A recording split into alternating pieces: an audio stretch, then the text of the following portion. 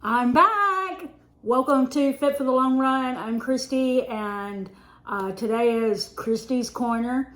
Joel will be in a video later in the month to give you his Nerdy Runner report.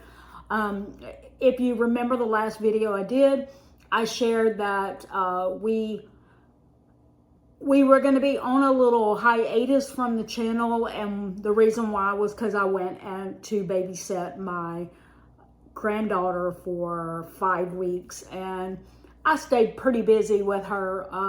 She is a toddler. She's toddling all over the place, but also she likes to read books and watch cars, and we did a lot of that, and I really didn't have time to do videos and things like that.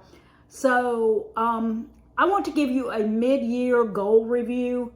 I'm going to be honest with you, while I was there, while I was doing a lot of lifting, because she's about 21 pounds and stuff, I didn't get any walking done, and I certainly didn't have any formal weightlifting or anything, and no formal exercise. So it's almost like I'm starting over and it's January again, because I feel like I had to create new goals. I will tell you that this is like mid-year. This is June, so it's good to review your mid-year, your goals midway through the year, just to see if you're on the right track or if you need to make changes.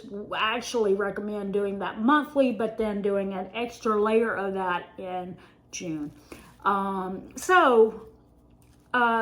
I'm going to tell you what my goals were and if I've made any changes. My first goal was to have protein first. And I wouldn't say that I've done away with that goal, but I wouldn't say that I'm necessarily following it. My goal is right now, is just to pick healthy options. I have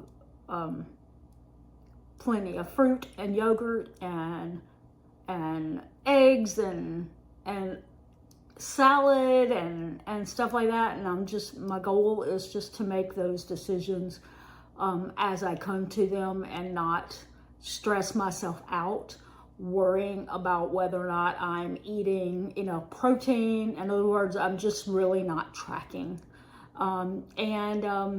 I know some people are vehemently opposed to not tracking, but I just feel like that I just don't think God put us on earth just to worry about whether or not we had enough calories or grams of some thing or something like that. And I just want to be able to eat healthy without stressing over whether or not I've had enough of something or not enough of something, and stress myself out. So I may change. I have changed that before. My goal originally when I started our other channel was to be an intuitive eater, and that I really want to be that. I want to be an intuitive eater, and I got a little off track with that, and I decided, let me try protein because I'm strength training, and I'm not against that, but I haven't been strength training really, other than, when I was over there, I was lifting a 21-pound baby, but since I got back, I had other things on my mind to do than to focus on strength training. So I really haven't been lifting heavy. So I don't feel like I should be eating a ton of protein if I'm not lifting heavy. So that brings me into what I have been doing. Now, originally my goal was to exercise. It was to walk every day, lift weights, and walk again in the afternoons. And again, while I was there, I wasn't walking, and I was kind of lifting weights, but just in the a baby, but not really officially weights. But since I've gotten back, I haven't picked up the weights because I wanted to work on getting myself back into walking. And so I was doing something and I came across this ad for a company, and they have a walking plan, and it's called 40-40. See, 40-40. And it is 40 days, 40 miles, and it's 40 ways to go closer to Christ. Your goal is to walk 1 mile every day and for 40 days and read a scripture. And like for this particular challenge, they have it all the time, but with different books of the Bible. But in this particular challenge is the book of John. You can see that. Day 1, day 2, it tells you what scripture to read and gives you a little challenge there. So it's not that you only walk 1 mile. You don't have to just walk 1 mile. But the goal is that you commit 1 mile where you're either not listening to anything, or you're listening to worship music or scripture or something like that. The goal is to focus on God while you're walking that 1 mile. You can walk more than 1 mile. You can walk other miles where you're not necessarily focused on God. Maybe you're listening to a podcast that you wanted to listen to, but you are devoting at least 1 mile every day to God. And so I decided to sign up for that. And I got this, which it has a lot of information.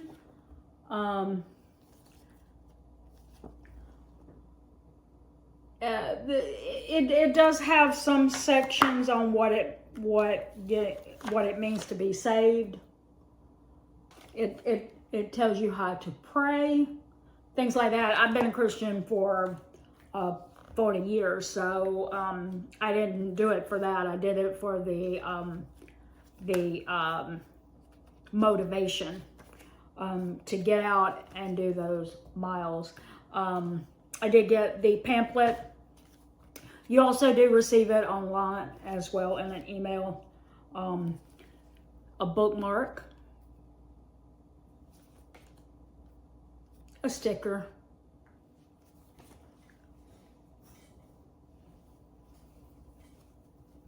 a t-shirt,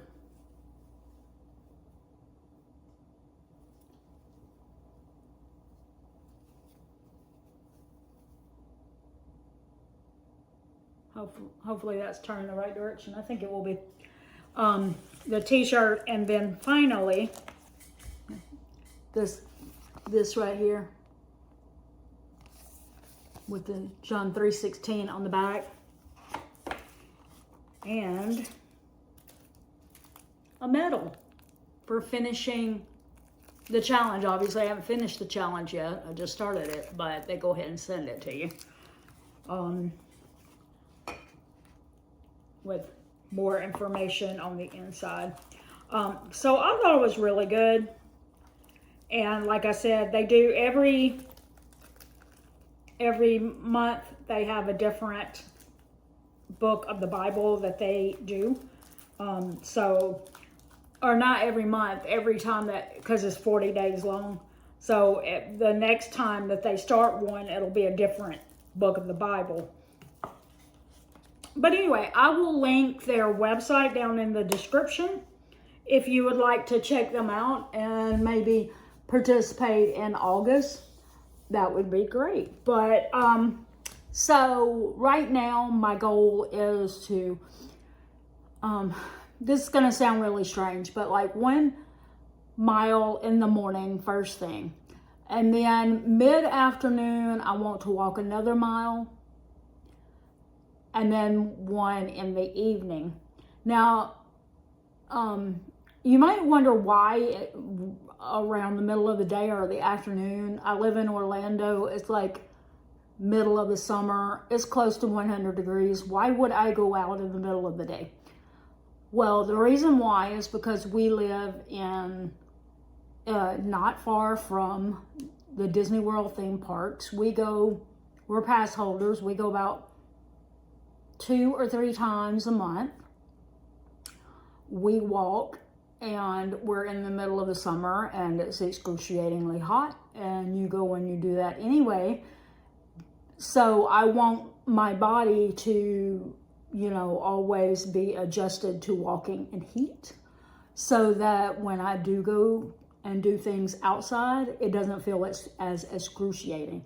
Like if I only go out and walk when it's like 75 degrees in the early morning, or after the sun goes down, when it's in the middle of the day and I'm in a theme park and I'm not used to it because I've only walked really, really early or really, really late, it's going to feel excruciating to be out there in the middle of the day. And it's the same thing, even if it wasn't about theme parks. If I went shopping at a shopping center where you have to walk in and out of stores to go to other stores, again, you're out in the middle of the day and it's like 100 degrees here. Or if you're going to buy your groceries and you're going in and out of the store, same thing, like you're in the middle of the day in the heat. And if you only go outside and walk in the super early morning hours and the super late hours, when you do find yourself in those situations, it's excruciating, and you're like, oh, so it's just about me trying to make sure that 1 mile every day is acclimating me well to being in the theme parks when it's really hot, or anywhere else that I go. Before you question, when I do that in the middle of the day, I actually just make a loop around the block that I live on. It's like down there and back. It's like you have to go around it like 4 times to get a mile out of that. That way, if I feel like I'm hot or need some water or anything like that, I can just like quickly get back home. Yeah, I'm so close to my house while I'm doing the walk that I'm easily able to go back inside and drink some water. But most of the time, I'm okay for a mile. It's not usually that, because I lived in the South most of my life, so I'm used to hot temperatures pretty well. But yeah, some of the theme parks can be kind of excruciating because it's all cement, so I really do like to try to get myself super acclimated so that it doesn't feel like a struggle to walk at all in the parks, that it's like an actual walk in the park. If you ever think about going on vacation in the deep South, that in the summertime, that's what I would highly recommend, is that you get your body used to walking outside during the daytime, because if you don't, you're going to struggle when you're here. So that's just a side note. Anyway, so that's the goals that I have right now, is to walk like that. And when the 40 days are up, I think it'll be July 11th, I plan to do, and this is not something that they do as far as I know, it's just something that I thought, why don't I do that?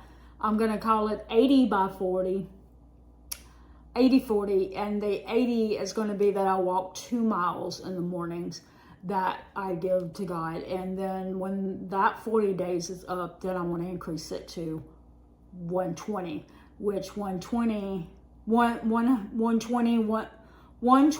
40 would be doing 3 miles in the morning. And that's really the big goal. I have a goal. Joel signed me up for a Run Disney 5K race that happens in January. And so I want to get back used to doing 3 miles at one time.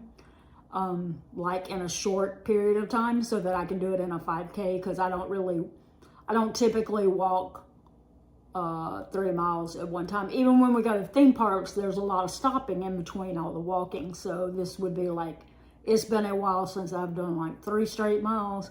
But anyway, that would be the next one. And then after that 40-day period, then my goal will be just trying to walk faster, so that that by the time it gets January, I'll be walking fast enough that I'm not the last person to cross the finish line. So that is the goal that I have right now, as far as that goes. So it'll be the 40-40 till July 11th, I think it is, then 80-40, and then 120-40. So, which I might have to think of a different way to say 120-40. That sounds weird. But anyway, yeah, that's the goal right now. Is I'm just trying to get myself back used to walking like I used to. Now, quickly, have 12 books to read in a year. I think I got behind while I was there, because while I was reading a lot of books to our little mini, I did not read a lot of my books. So I'm a little behind. I should have, I read A New Life Promise by Isabel D. Price. Good book, and it's followed with a 90-day devotion, and I've been doing that as well. And it is about, basically that, not to say that you shouldn't ever work on your health, or, you know, trying to lose a little weight or something like that, but that you should trust God with your health, and that you should be happy about who you are right now in the moment, because you can't, being mad or angry at your body or anything about that due to your weight does not change your weight overnight. You're not going to all of a sudden be like, I hate my body, which you should never say. I hate my body, it won't work. And then the next morning you get up and you weigh a normal weight. It doesn't work that way.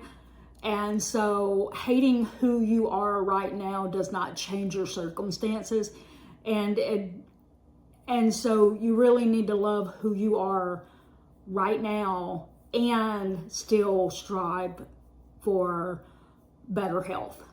I hope that makes sense. But that is the purpose of that book. And so if you're struggling with those kind of thoughts, I would recommend that book. Do that. It's not a very long read at all. My May book was The Southern Vineyard. I did get started on it, but I did not finish it. So now in June, I'm working on that book that should have been read in May. So I'm a little behind. Hopefully I'll be able to finish that shortly and then be able to pick up another book before the end of June.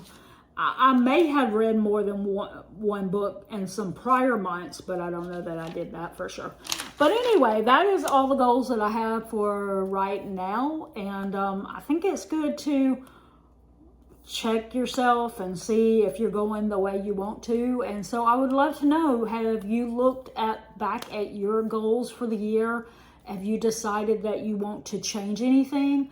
Was there anything that you looked at and you were just like, that may not be a realistic goal for me, and I want to try to do something different, and you just changed it altogether?